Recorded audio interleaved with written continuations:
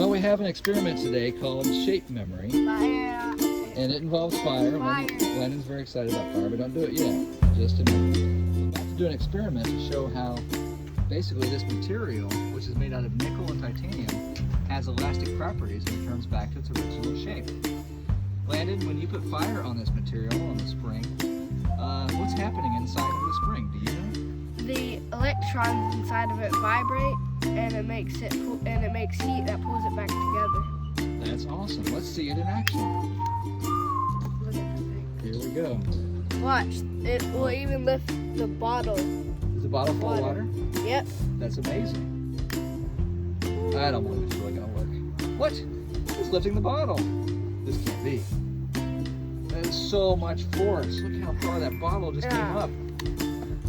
That was awesome. It was really my metal bending. Well done, using your metal bending skills, Landon, once again. Well done. Fire.